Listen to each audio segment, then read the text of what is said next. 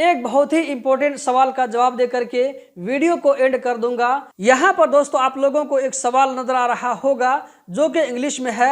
एक भाई का कहना है कि मैं कतर में रेस्टोरेंट में सुपरवाइजर के तौर पर काम कर रहा हूं। तो ये भाई मुझसे पूछना चाहते हैं कि क्या मैं कतर के अंदर में अपनी कंपनी बना सकता हूं किसी कतरी को बिना स्पॉन्सर्स रखे हुए। इसी तरह यहाँ पर ये भाई पूछ रहे हैं कि क्या मुझे कंपनी बनाने के लिए मैं जिस रेस्टोरेंट में काम कर रहा हूं उसकी तरफ से कोई एनओसी चाहिए या नहीं चाहिए। तो दोस्तों आप लोगों को सवाल समझ में आ गया होगा, तो जवाब भी जरूर सुन करके जाएं।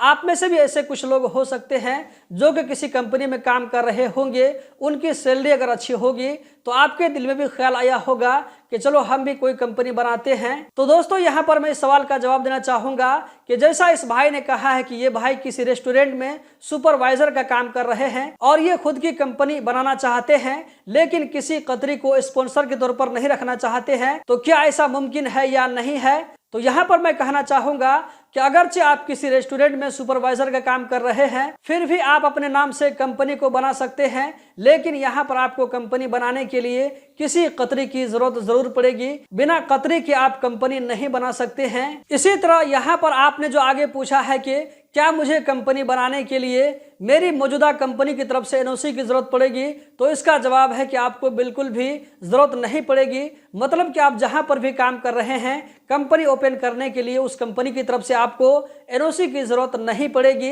यहाँ पर इस भाई ने कहा है कि मैं सुपरवाइजर का काम कर रहा हूं, तो यहाँ पर मैं कहना चाहूंगा कि आप चाहे सुपरवाइजर का काम करें या ये कि आप किसी मैनेजर के पोस्ट पर काम करें या आप किसी लेबर कुली के पोस्ट पर काम करें, किसी टेलर के पोस्ट पर काम करें, आप किसी कतरी के साथ में पार्टनरशिप बना करके कतर के अंदर में कंपनी ओपन कर सकते हैं। कोई दिक्कत की बात नहीं है। मान लीजिए आपने इस तरीके से कंपनी ओपन कर लिया, आपकी कंपनी जो है रनिंग में आ गई है, फिर भी कोई दिक्कत की बात नहीं है। आप पहले जिस कंपनी में थे उस कंपनी में रह करके भी इस कंपनी को ऑपरेट कर सकते हैं। कोई दिक्कत और प्रॉब्लम की बात नहीं होगी। जब आपकी मर्जी होगी अपनी जो है मौजूदा कंपनी से बात करके आपने जिस नई कंपनी को स्टेबल किया है उस कंपनी में आप ट्रांसफर हो सकते हैं किसी वक्त भी।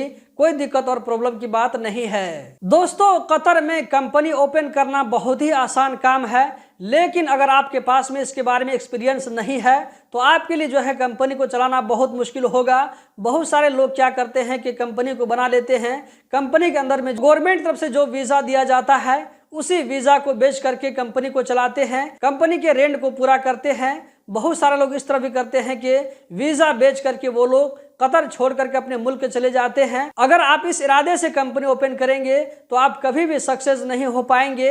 मैं ऐसे कई लोगों को जानता हूं जिन्होंने इस तरह जो है कंपनी ओपन करने के बाद में 2-4-5 वीजा बेचने के बाद वो लोग कतर छोड़ करके अपने घरों को भाग गए। यहाँ पर मैं एक जरूरी सजेशन देना चाहूंगा, वो ये कि अगर आप किसी फील्ड में एक्सपर्ट हैं, आपको अपने ऊपर में पूरा एतमाद है कि हम इस फील्ड में काम कर लेंगे, 2-4-10 बंदों को अपने पीछे में काम करा सकते हैं, तो फिर आप कंपनी ओपन करें। वीजा बेचने की नियत से कभी भी आप सक्सेस नहीं होंगे, बल्कि आप इससे बुरा फंस सकते हैं। ऐसा भी होता है कि आजकल कतरी लोग थोड़ा ज्यादा होशियार हो गए हैं, तो ऐसा भी हो सकता है कि कंपनी ओपन करने के बाद में आपका वहां पर जो है एग्जिट को ब्लॉक कर दे, तो ऐसा भी हो सकता है। ये चीज भी देखने में आता है। दोस्तों अगर आप लोगों को ये वीडियो पसंद आई तो लाइक करके आगे जरूर शेयर करें। वीडियो देखने का बहुत बहुत शुक्रिया।